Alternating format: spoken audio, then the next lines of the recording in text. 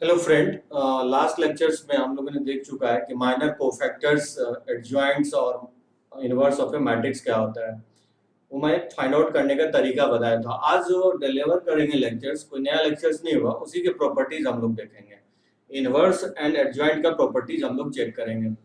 ये लेक्चर जो मैं बना रहा हूँ obviously competitive point of view से बना रहा हूँ, और काफ़ी कुछ प्रॉपर्टीज डायरेक्टली क्वेश्चन जो है ना कॉम्पिटिटिव एग्जाम्स में आते हैं, तो इसको गौर से देखेंगे। उससे पहले मैं स्टार्ट करूँ एडजॉइंट और इनवर्स की प्रॉपर्टी, पहले फिर देख लेते हैं कि 3x3 डिटर्मिनेंट्स का एक्सपेंशंस क्या होगा। वैसे मैं बता चुका हूँ आपको एक्सपेंशंस, लेकिन फिर भी हम लोग देखते हैं कि माइनर और कोफैक्टर के टर्म में 3/3 डिटर्मिनेंट्स का एक्सपेंशंस क्या होगा। जैसे मैं यहाँ लिखा हूँ एक्सपेंशंस ऑफ, जैसे 3/3 क्रॉस मैट्रिक्स है, इसी का मैं डिटर्मिनेंट्स वैल्यू निकालने की कोशिश कर रहा हूँ। तो मैं आपको बताया था कि डिटर्मिनेंट्स का वैल्यू वैसे रो 1 के अलोंग निकाला था। वैसे तो आप रो 2, रो 3, कॉलम 1, कॉलम 2, कॉलम 3 के अलोंग भी निकाल सकते हैं, लेकिन यहाँ पे रो 1 के अलोंग अगर निकालेंगे तो कैसे बताया था मैंने, जैसे A11 एलिमेंट लेंगे और उसका माइनस हम लोग लिखते थे, तो रो एंड कॉलम को डिलीट करने के बाद जो डिटर्मिनेंट्स वैल्यू होता था उसी को मैंने माइनस नाम दिया था। यहाँ मैं निकाल नहीं रहा हूँ, डायरेक्टली मैं एज्यूम कर लिया हूँ कि Mij जो है माइनर ऑफ Aij है, और Cij का मतलब उस एलिमेंट का कोफैक्टर है।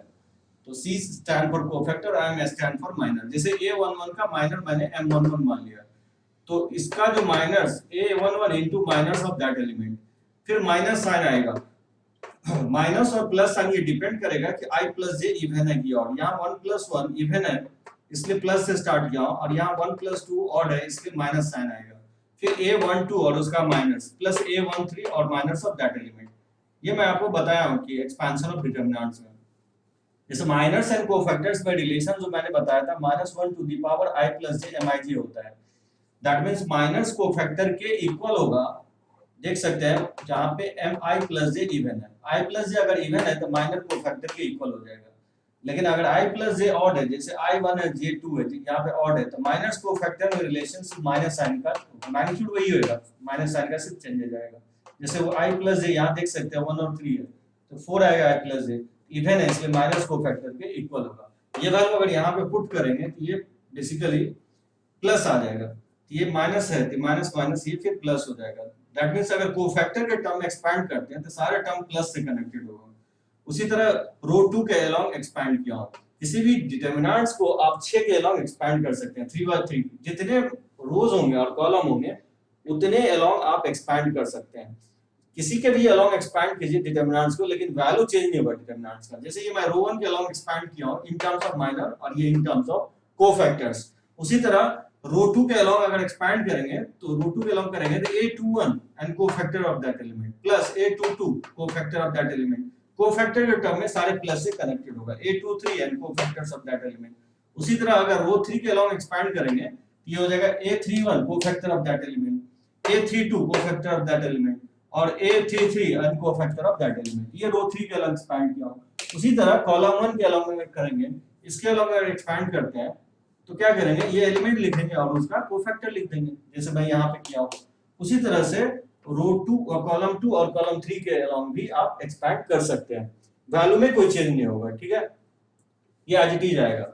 लेकिन एक चीज होगा, नोट करके मैं लिखवाया हूँ कि रो 1 के अलोंग एलिमेंट लें, रो 1 का एलिमेंट लें और रो 2 का कोफैक्टर से मल्टीप्लाई करते हैं। जैसे यहाँ क्या किया हो, A11 A12 A13 ये रो 1 का एलिमेंट है, जबकि C21 C22 C23 ये कोफैक्टर लिखा हो किसका, कॉलम 2 का। ये मैं फाइंड आउट कैसे करते हैं ये मैं लास्ट लेक्चर में आपको बताया हूं, माइनस एंड कोफैक्टर्स।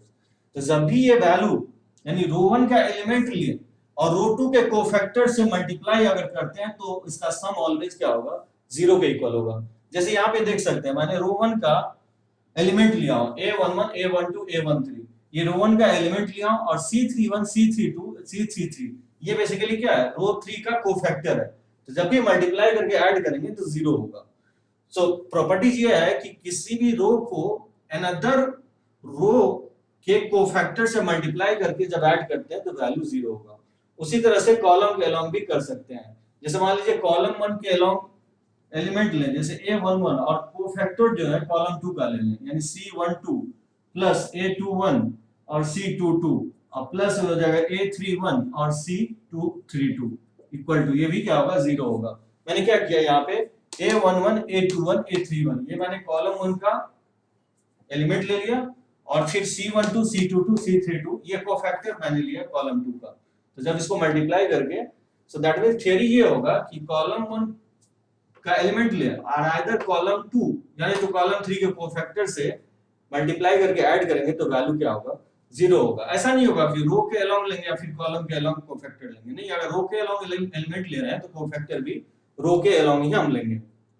ठीक है, ये हो गया एक्सपेंशन। सेकंड जो है मैं ये बताया था कि दो मैट्रिसेस का मल्टीप्लिकेशन मैं आपको बताया था कैसे मल्टीप्लाई करते हैं। फर्स्ट रो को कॉलम से सेकंड मैट्रिक्स से मल्टीप्लाई करते हैं।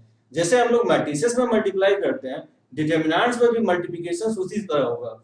जैसे दो मान लीजिए मैट्रिसेस है ए बी, अगर इसका डिटरमिनेंट वैल्यू निकालें, पहले मैट्रिसेस को मल्टीप्लाई कर लें और डिटरमिनेंट वैल्यू निकालें, यानी तो डिटरमिनेंट वैल्यू और बी का निकाल लें फिर मल्टीप्लाई करें, ये दोनों ही वैल्यू क्या होगा, इक्वल आएगा। वैसे भाई आपको बताऊंगा डिटरमिनेंट्स के मल्टीप्लिकेशंस में, जैसे मैट्रिक्स को मल्टीप्लाई किया उसी तरह से डिटरमिनेंट्स को भी हम लोग मल्टीप्लाई कर सकते हैं, सिमिलर होगा। जैसे मान लीजिए तीन मैट्रिक्स को मल्टीप्लाई करके डिटरमिनेंट्स निकालें या डिटरमिनेंट्स इंडिविजुअल निकाल के मल्टीप्लाई करें, ये दोनों ही वैल्यू क्या आएगा, इक्वल आएगा। थर्ड प्रॉपर्टी ये होगा कि जितने भी आइडेंटिटी मैट्रिक्स है, आई स्क्वायर में बताया आई के इक्वल होता है, आई थ्री जो होता है आई के इक्वल होता है। एक चीज और, डिटरमिनेंट वैल्यू अगर आइडेंटिटी मैट्रिक्स का निकालेंगे तो वो ऑलवेज क्या होगा, 1 के इक्वल होगा। मैंने आपको ये भी बताया था किसी मैट्रिक्स को आइडेंटिटी मैट्रिक्स से मल्टीप्लाई करते हैं तो मैट्रिक्स में कोई चेंज नहीं होगा, ये ए के इक्वल होगा। यहाँ हम एज्यूम कर रहे हैं ए क्या है, स्क्वायर मैट्रिक्स है। उसी तरह से एक प्रॉपर्टीज और आप देख सकते हैं कि मान लीजिए कि कोई लेमडा कोई स्केलर है, lambda is any scalar and A is matrix of order n। K कोई स्केलर है, K कोई स्केलर है, नहीं K नहीं, यहाँ लेमडा ले लिया, लेमडा कोई स्केलर है और A कोई मैट्रिक्स है जिसका ऑर्डर n है। मैं ऊपर लिख देता हूँ, चलिए इसको नोट कर लीजिए, मैं एक्सप्लेन कर रहा हूँ 4।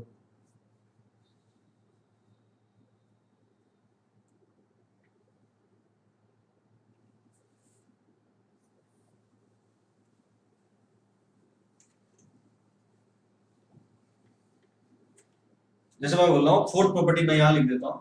फोर्थ प्रॉपर्टी मान रहा हूँ कि लेमडा इज एनी स्केलर, यहाँ रब कर देता हूँ, ठीक है। मान लीजिए lambda is any scalar and A is matrix, A is square matrix, ठीक है, ऑफ ऑर्डर है। ए कोई स्क्वायर मैट्रिक्स है जिसका ऑर्डर n के इक्वल है। तो मैं बोल रहा हूँ कि लेमडा इनटू ए का जो डिटरमिनेंट वैल्यू होगा वो क्या होगा, क्या करते हैं जब लेमडा को बाहर लाएंगे तो पावर लेते हुए बाहर आएगा into determinants of A. Again ये प्रॉपर्टीज भी बहुत इंपॉर्टेंट है जो एक्सप्लेन करूंगा मैं आपको डिटरमिनेंट्स में, क्योंकि मैट्रिसेस में थोड़ा बहुत यूज हो रहा है तो इसको यूज करेंगे। जब भी आप किसी स्केलर को डिटरमिनेंट से बाहर लाएंगे तो क्या होगा, पावर लेते हुए बाहर आएगा जितना ऑर्डर होगा। जैसे मान लीजिए एक एग्जांपल ले लो, जैसे if A and B are square matrix of third order का मैट्रिक्स है, फाइंड इफ एंड, और मान लीजिए इसका डिटरमिनेंट वैल्यू दिया गया हो, डिटरमिनेंट वैल्यू जो है ए और बी का, मान लीजिए ए 2 है, डिटरमिनेंट वैल्यू बी का -1 है, और बोलेगा कि फाइंड 3ab का डिटरमिनेंट वैल्यू, 3ab का डिटरमिनेंट वैल्यू निकालने के लिए कैसे निकालेंगे इसको आप फाइंड आउट करेंगे। जैसे 3ab का डिटरमिनेंट वैल्यू निकालना है तो 3 जब भी डिटरमिनेंट से बाहर लेंगे तो पावर लेते हुए बाहर आ जाएगा, क्योंकि यहाँ थर्ड ऑर्डर डिटरमिनेंट है तो ये 3 पावर बाहर आ जाएगा, और ये क्या होगा, ab का डिटरमिनेंट वैल्यू 3 का क्यूब 27 हो जाएगा। और ab का डिटरमिनेंट वैल्यू निकालें या a का डिटरमिनेंट और b का डिटरमिनेंट निकालिए, दोनों वैल्यू क्या होगा, इक्वल होगा सेकंड प्रॉपर्टी से। और a का डिटरमिनेंट वैल्यू 2 दिया गया है और b का डिटरमिनेंट वैल्यू -1 है, इसको जब आप मल्टीप्लाई करेंगे तो ये -54 आएगा। तो काफी इंपॉर्टेंट प्रॉपर्टीज होगा ये, तो आगे चल के हम देखेंगे ये प्रॉपर्टी। तो 4 प्रॉपर्टी हो गया जो ध्यान रखेंगे, आगे चल के ये यूज होगा काफी। इसको मैं प्रूव भी करूंगा आपको अगले लेक्चर्स में, चलिए नोट कीजिए इसको।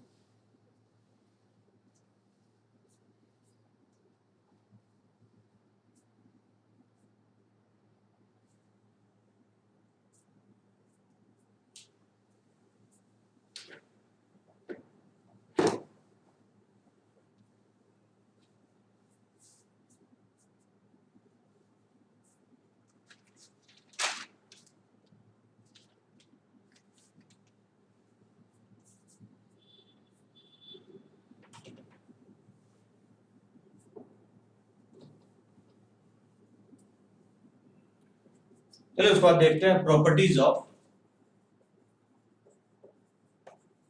Of adjoint. मैं आपको लिखवाया था properties of adjoint, A into adjoint of A, यानी तो adjoint of A into A equal होता है डिटरमिनेंट्स ऑफ ए इंटू आई।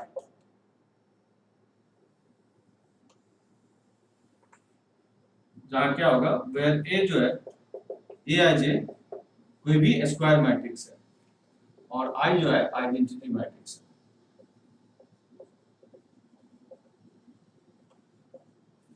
और determinants of A, matrix A का ये डिटरमिनेंट्स वैल्यू है।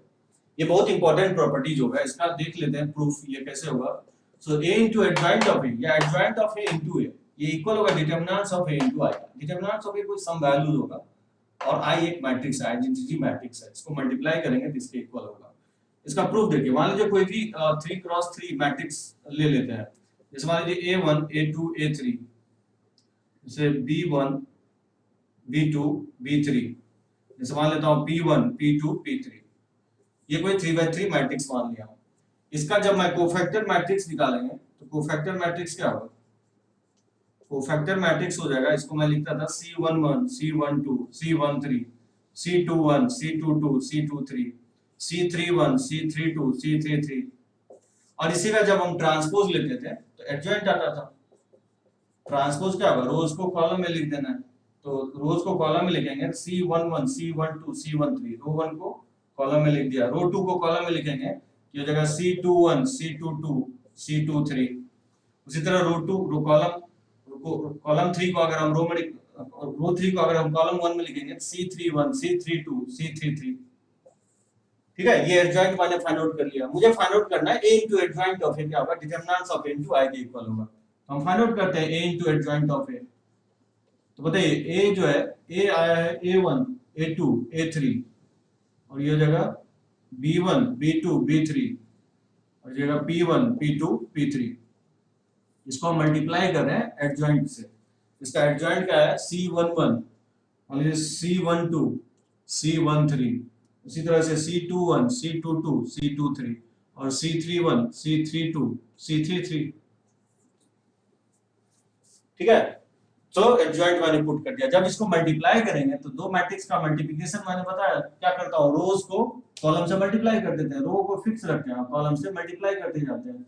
अब यहाँ देखिए रो 1 का एलिमेंट है और उसी का कोफैक्टर है, तो क्या होगा, ये डिटरमिनेंट्स के इक्वल होगा, डिटरमिनेंट का वैल्यू अभी जब जस्ट प्रीवियसली बताया हूं आपको। या रो 1 का एलिमेंट है और कॉलम 2 का कोफैक्टर है, रो 2 का कोफैक्टर है, तो क्या होगा, इसका वैल्यू 0 होगा। या रो 1 का एलिमेंट है और ये बेसिकली रो 3 का कोफैक्टर है, जब मल्टीप्लाई करके ऐड करेंगे तो इसका वैल्यू 0 हो जाएगा। या रो 2 एलिमेंट है और कॉलम 1 का कोफैक्टर है, तो 0 हो जाएगा। रो 2 का एलिमेंट है, रो 2 का कोफैक्टर भी है, तो ये डिटरमिनेंट्स ऑफ ए होगा। उसी तरह आप निकालेंगे, इस तरह से फाइंड आउट कर लेंगे।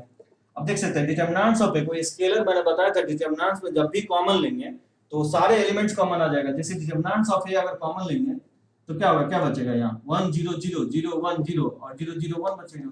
और इसी को लिख सकते हैं determinants of A into I के equal. So A into adjoint of A, proof हो गया कि determinants of A into I. वैसे मैं थर्ड ऑर्डर लेकर के प्रूफ किया हूं, उसी तरह से 4/4 5/5 कर सकते हैं, लेकिन आपके कोर्स में 3/3 है, इसलिए मैं 3/3 लेकर के प्रूफ कर दिया हूं। काफी इंपॉर्टेंट प्रॉपर्टीज होगा, इसको आप नोट कर सकते हैं।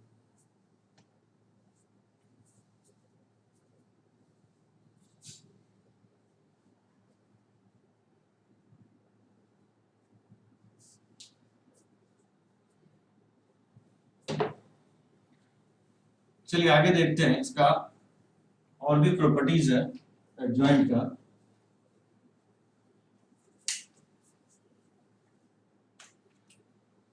जैसे सेकेंड प्रॉपर्टीज है कि एडजॉइंट ऑफ ए का डिटरमिनेंट्स वैल्यू जो होता है, determinants of A to the power n-1, where n क्या है, n is order of A square matrix A. ठीक है, स्क्वायर मैट्रिक्स का ये ऑर्डर होगा। अब बोलेंगे ये प्रूफ कैसे करेंगे, तो एडजॉइंट का डिटरमिनेंट्स वैल्यू जब भी आप फाइंड आउट करेंगे, एडजॉइंट का मैट्रिक्स का डिटरमिनेंट्स वैल्यू जो होगा, determinants of A to the power n-1 के इक्वल होगा। जैसे मान लीजिए इसका डिटरमिनेंट्स वैल्यू अगर फाइंड आउट करना है तो जैसे प्रूफ अगर इसको करना है तो ये प्रॉपर्टी क्योंकि मैं प्रूफ कर चुका हूँ, इसी से ये प्रूफ होगा। जैसे डिटर्मिनेंट्स ऑफ ए इनटू आई, मान लीजिए दोनों तरफ क्या करेंगे, डिटर्मिनेंट्स अगर ले लें तो एडजॉइंट ऑफ ए का डिटर्मिनेंट्स लिख सकता हूँ, डिटर्मिनेंट्स ऑफ ए इनटू आई का डिटर्मिनेंट्स।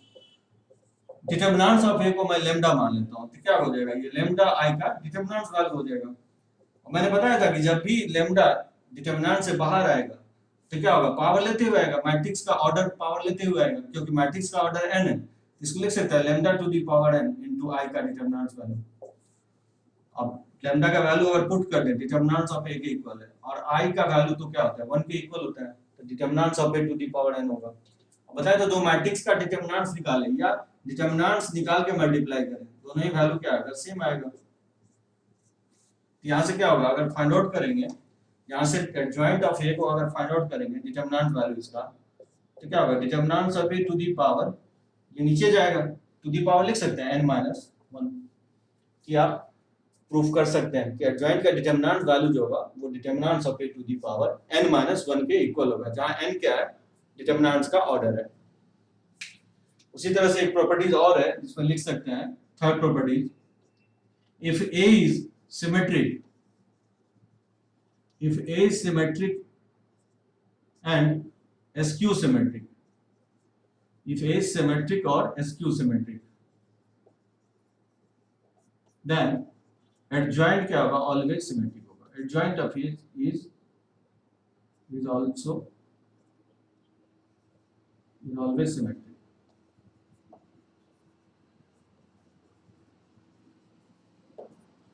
ठीक है, ए कोई मैट्रिक्स है, सिमेट्रिक मैट्रिक्स में बताया था डायगोनल एलिमेंट कुछ भी होगा ए आई जे ए जी आई के इक्वल होना चाहिए, वैसे मैट्रिक्स को हम लोग सिमेट्रिक मैट्रिक्स बोलते हैं। स्क्यू सिमेट्रिक बताया था कि डायगोनल एलिमेंट 0 होता है और ए जे आई इक्वल होता है माइनस ऑफ ए जे आई के, उसको बोलते हैं स्क्यू सिमेट्रिक मैट्रिक्स। तो सिमेट्रिक और स्क्यू सिमेट्रिक का जब एडजॉइंट निकालेंगे तो वो ऑलवेज क्या होगा, सिमेट्रिक होगा। और एक लास्ट प्रॉपर्टी जो होगा कि एडजॉइंट ऑफ ए जो है वो इक्वल होता है determinants of A to the power n-2 into matrix A. और इसका अगर आप डिटरमिनेंट्स वैल्यू निकालते हैं तो एडजॉइंट ऑफ ए का डिटरमिनेंट्स वैल्यू जो होता है वो determinants of A to the power n-1 का होल स्क्वायर होता है, determinants of A to the power n-1 का होल स्क्वायर। चलिए इसका मैं प्रूफ कर देता हूं, ये इंपॉर्टेंट होगा क्योंकि हो सकता है एग्जाम में एडजॉइंट ऑफ ए पूछ दे, यानी तो एडजॉइंट ऑफ ए का डिटरमिनेंट वैल्यू पूछ सकता है। अगर इसका हम प्रूफ कर देते हैं तो अगर 3 बार एक दूसरे के अंदर एडजॉइंट है तो उसका भी वैल्यू आप निकाल सकते हैं, डिटरमिनेंट वैल्यू उसका। चलिए इसको नोट कीजिए, मैं इसको प्रूफ करता हूं फोर्थ वाले को।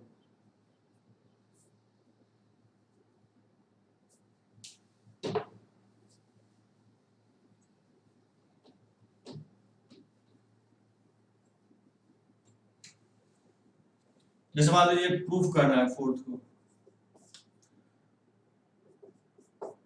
कैसे करेंगे, a into adjoint of A, अभी जस्ट मैं प्रूफ किया हूं, ये होता है determinants of A into I के इक्वल। इसमें क्या करेंगे, replace a by adjoint of A, इसमें एडजॉइंट ऑफ ए से रिप्लेस कर देंगे क्योंकि मुझे फाइंड आउट करना है एडजॉइंट ऑफ ए।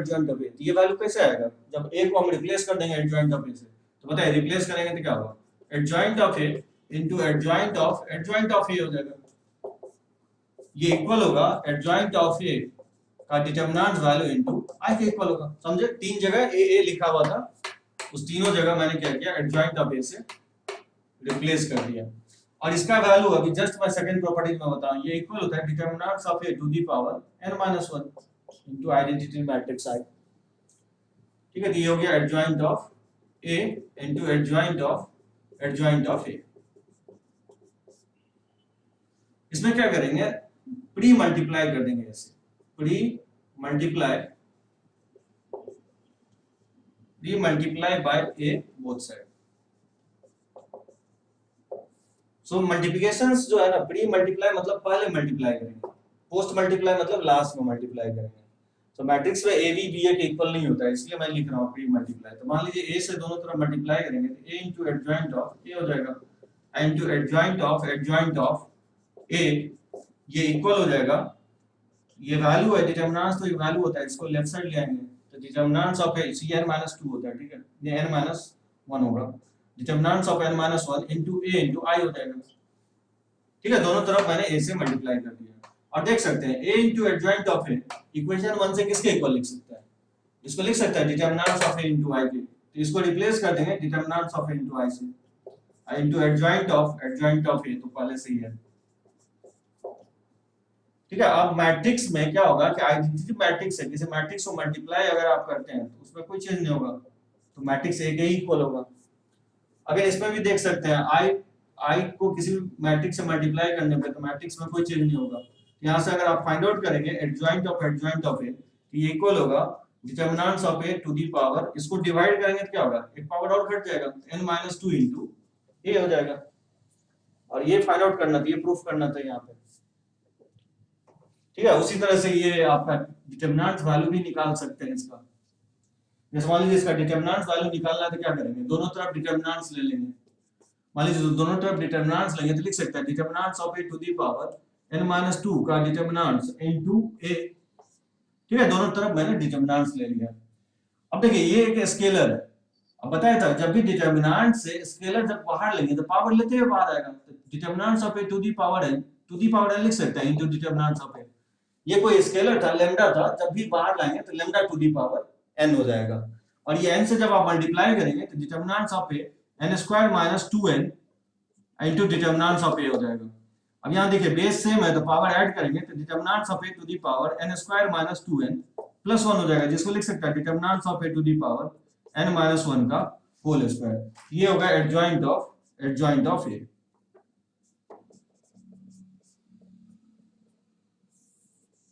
उसी तरह से अगर कोई बोले कि एडजॉइंट ऑफ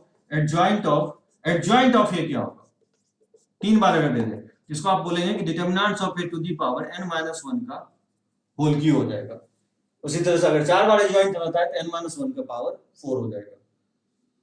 तो ये काफी इंपॉर्टेंट होगा, ये इसका प्रूफ हो गया। ठीक है, ये टोटल आपका 4 प्रॉपर्टीज है जो काफी यूजफुल होगा। एक और इसमें प्रॉपर्टीज है कि मान लीजिए कोई मैट्रिक्स सिंगुलर है तो एडजॉइंट भी सिंगुलर होगा। ये हो गया fifth, if A is singular then adjoint of A is also singular। किसको बोलते हैं सिंगुलर मैट्रिक्स? सिंगुलर मैट्रिक्स वैसा मैट्रिक्स होता है जिसका डिटरमिनेंट्स वैल्यू क्या होना चाहिए, 0 होना चाहिए, तो वैसे मैट्रिक्स को हम लोग क्या बोलते हैं, सिंगुलर मैट्रिक्स बोलते हैं। तो जब भी A सिंगुलर होगा तो उसका एडजॉइंट जब निकालेंगे तो वो भी क्या होगा, सिंगुलर होगा। तो ये हो गया आपका कुछ प्रॉपर्टीज, 5 प्रॉपर्टीज एडजॉइंट से रिलेटेड, इसको नोट कर सकते हैं।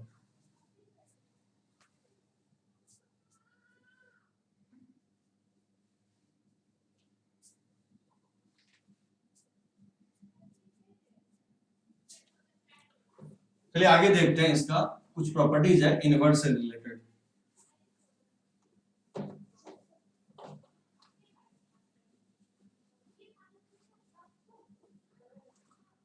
ये प्रॉपर्टीज ऑफ इनवर्स।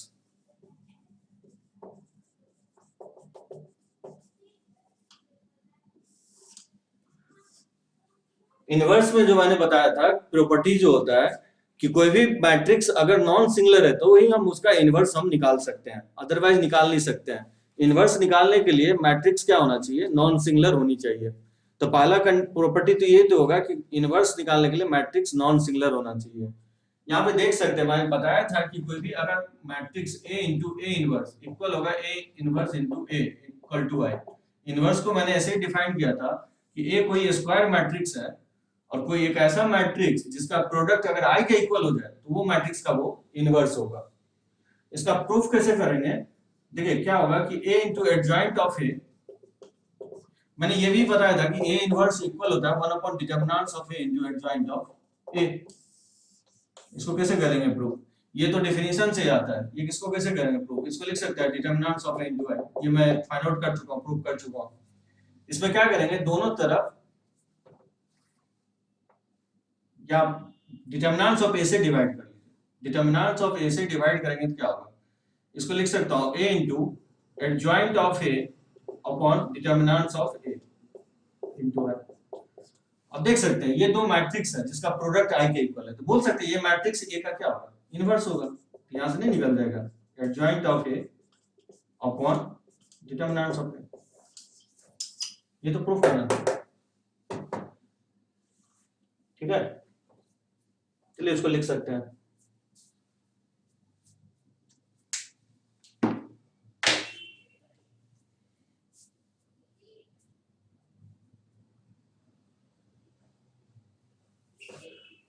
इसमें सेकेंड प्रॉपर्टीज होगा इनवर्स का,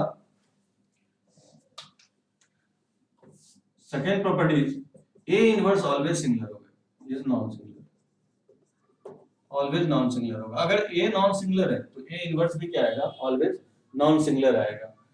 अगर मान लीजिए कोई भी आपको स्क्वायर मैट्रिक्स है, जैसे A11 0 0 इस टाइप से, 0 A22 0 0 इस टाइप से अगर फाइंड आउट करेंगे 0 0 0 0 AN, मतलब ये एज्यूम कर रहा हूँ कि n क्रॉस n का मैट्रिक्स है, स्क्वायर मैट्रिक्स है। इसको शॉर्टकट में हम लोग ऐसे भी लिखते हैं A11 A22 से लेकर के AN, ठीक है। डायगोनल एलिमेंट लिख देंगे, बाकी क्योंकि एलिमेंट तो जीरो ही होता है, और यहाँ पे हम एज्यूम कर रहे हैं कि ए आया जीरो नहीं है, मतलब कोई भी डायगोनल एलिमेंट क्या है, जीरो नहीं है। तो इसका अगर बोले कि इनवर्स निकालोगे तो कैसे निकालेंगे, कुछ नहीं करना है, डायगोनल एलिमेंट को इनवर्स कर देना, अपॉन में लिख देना है A11 1 A upon A22 1 upon A33 dot dot dot 1 upon AN। इस तरह से इनवर्स फाइंड आउट कर सकते हैं डायगोनल मैट्रिक्स का, ठीक है। उसी तरह से फोर्थ प्रॉपर्टीज होगा, अगर मान लीजिए ट्रांसपोज इनवर्स निकाल के ट्रांसपोज ले या ट्रांसपोज ले करके इनवर्स निकालें, ये दोनों ही वैल्यू क्या होगा, इक्वल ही आएगा। अगर मान लीजिए कोई स्केलर है के, इफ के इज एनी स्केलर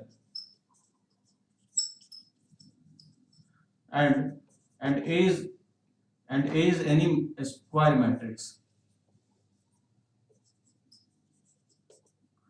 ठीक है। के कोई स्केलर है और ए कोई स्क्वायर मैट्रिक्स है, A is any non singular square, non singular matrix है, ठीक है। A is any non singular matrix, तो के इंटू ए का इनवर्स निकालेंगे तो जब के को बाहर लेंगे तो 1 अपॉन के इनवर्स हो जाएगा। ऑब्वियसली के कोई नॉन जीरो स्केलर है, तो ये प्रॉपर्टीज याद रख सकते हैं। जैसे मान लीजिए 2a लिखते हैं, 2a का इनवर्स, इनवर्स 2 से बाहर लेना चाहते हैं तो 1/2 a इनवर्स हो जाएगा, ठीक है,